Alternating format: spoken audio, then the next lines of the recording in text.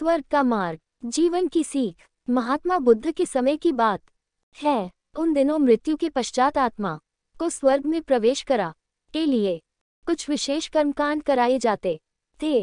होता ये था कि एक घड़े में कुछ छोटे छोटे पत्थर डाल दिए जाते और पूजा हवन इत्यादि करने के बाद उस पर किसी धातु से चोट की जाती। अगर घड़ा फूट जाता और पत्थर निकल जाते तो उसे इस बात का संकेत समझा जाता कि आत्मा अपने पाप से मुक्त हो गई है और उसे स्वर्ग में स्थान मिल गया है। चूंकि घड़ा मिट्टी का होता था इसलिए इस प्रक्रिया में हमेशा ही घड़ा फूट जाता और आत्मा स्वर्ग को प्राप्त हो जाती।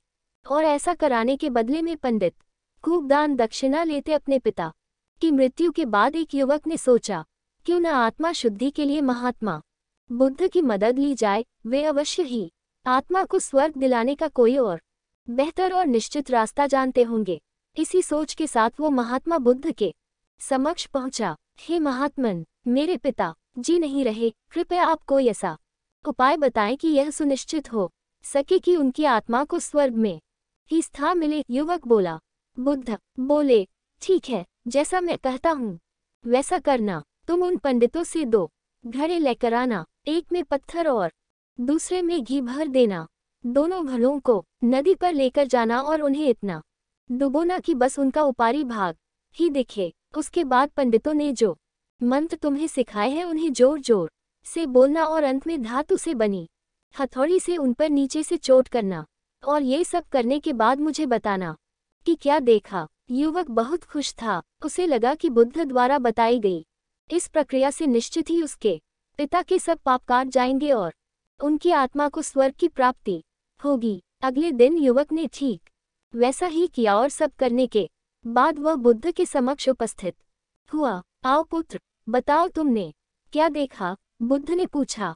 युवक बोला, मैंने आपके कहे अनुसार पत्थर और घी से भरे घड़ों को पानी में डालकर चोट की। जैसे ही मैंने पत्थर वाले घड़े पर प्रहार किया घड़ा टूट गया और पत्थर पानी में डूब गए। उसके बाद मैंने घी वाले घड़े पर वार किया, वह घड़ा भी तत्काल फूट गया और घी नदी के बहाव की दिशा में बहने लगा। बुद्ध बोले, ठीक है, अब जाओ और उन पंडितों से कहो कि कोई ऐसी पूजा यज्ञ इत्यादि करे कि वे पत्थर पानी के ऊपर तैरने लगे और घी नदी की सतह पर जाकर बैठ जाए। युवक हैरान होते हुए बोला, आप कैसी बात करते हैं?